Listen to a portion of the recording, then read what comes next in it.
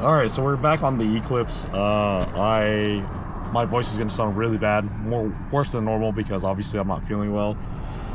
So we've been trying to connect to the AEM V2, and this is kind of like a big problem with the AEM V2 from start to finish here.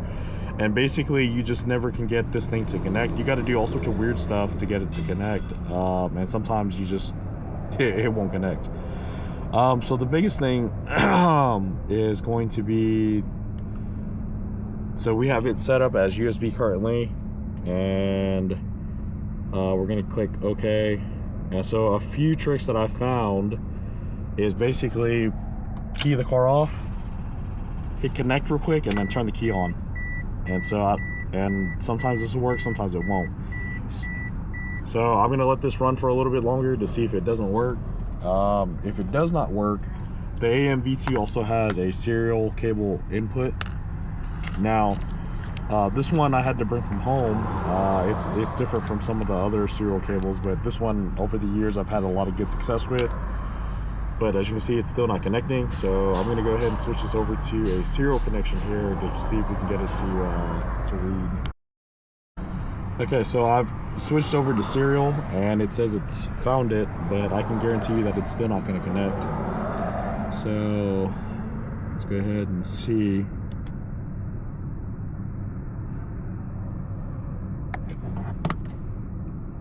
Oh, look at that! Holy shit, it connected. All right. No, so this is awesome. Okay. So now that we have this connected, let's take a peek at this tune that's already on the car.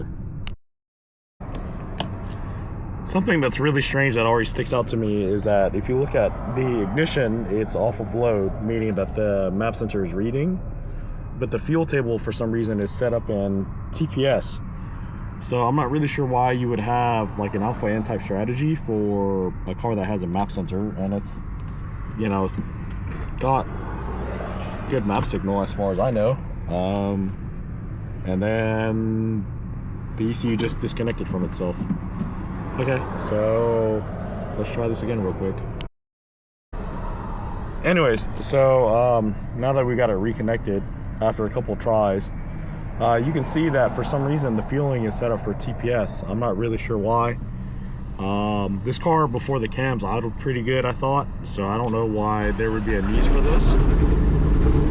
So let's go ahead and make a couple of changes here to see if we can get it to idle and check it all over.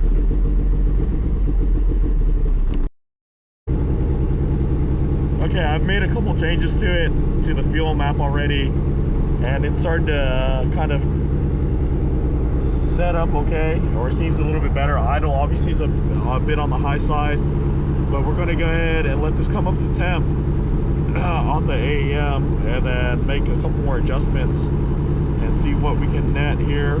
I had to pull out quite a bit of fuel before it was happy though. So I'm going to richen it up just a hair until it warms up, and then we'll leave the idle like this.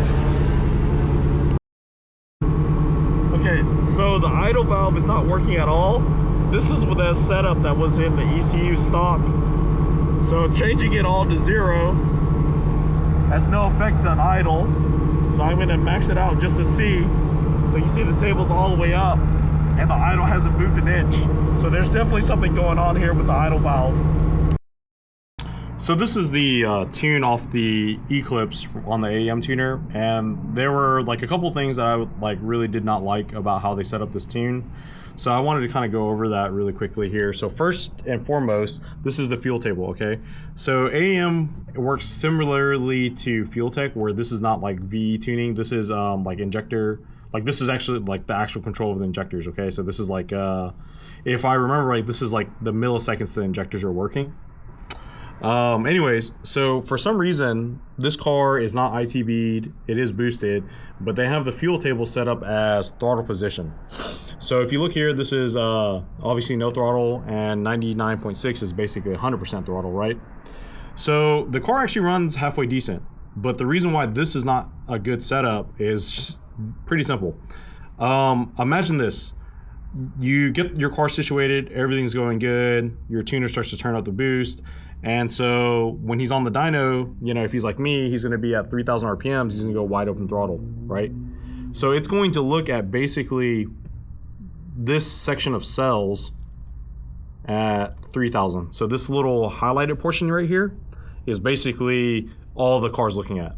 So if you turn the boost up from, let's just say the first run is 10 PSI, right? You dial in this fuel table. What happens when you go to 20 PSI? It's still only going to be running these values, right? Now, you get the car done, it's dialed in, it's running 20 pounds of boost, for instance, right? Over time, you're going to have some boost leaks. Whether you get an exhaust leak or a boost leak or whatever the case may be, you're going to start losing boost. And so because of that, this tune is not real. This fuel table is not really set up to account for any of that.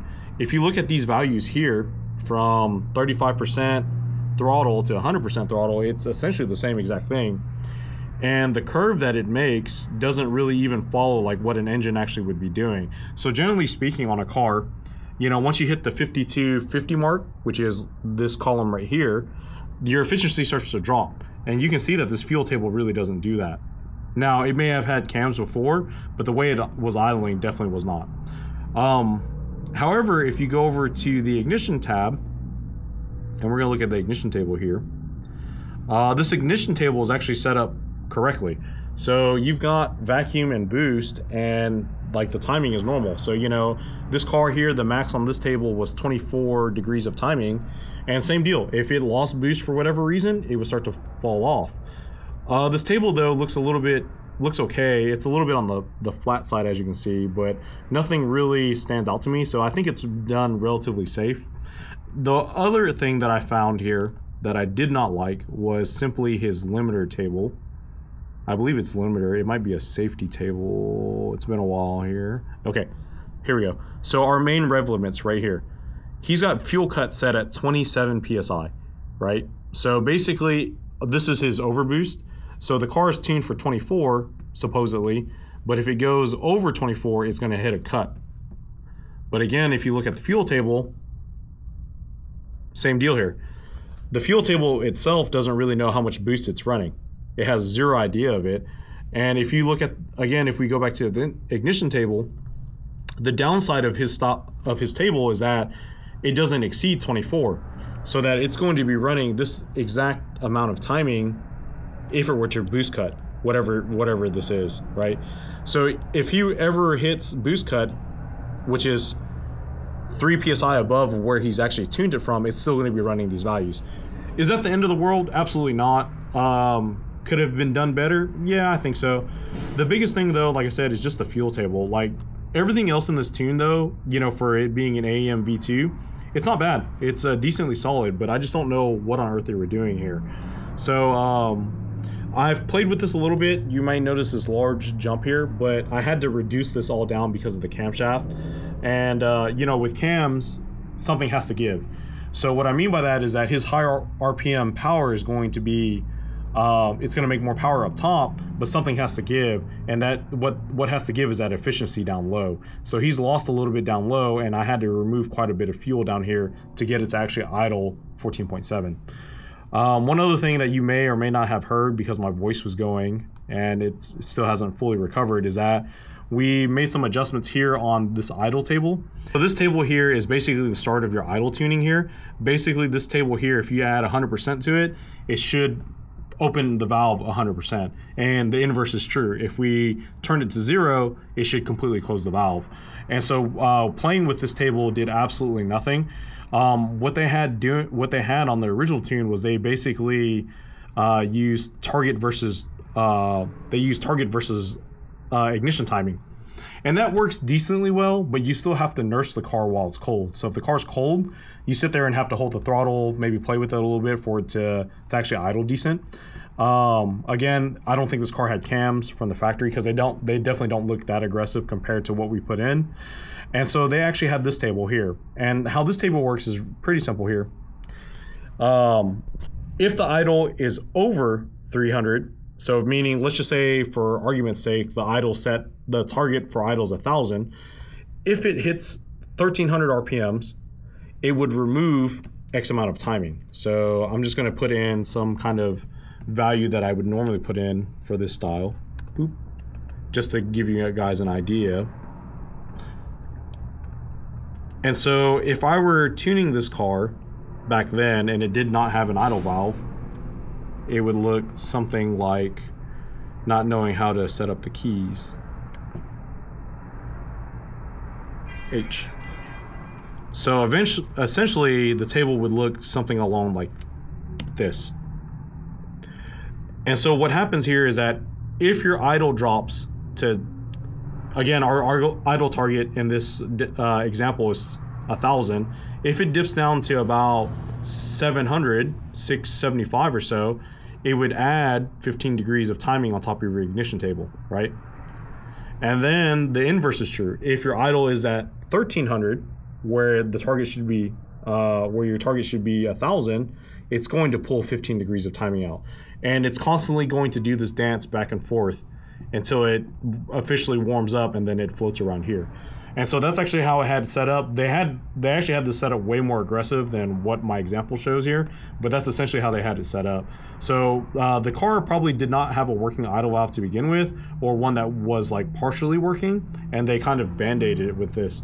And again, no fault to the tuner, because unfortunately this is the exact same thing I would have done as well too. You know, obviously I'd let the customer know, and I would say, hey man, your idle valve is acting up. This is what I had to do. You know, it's not the right way of doing it, but it'll work for now.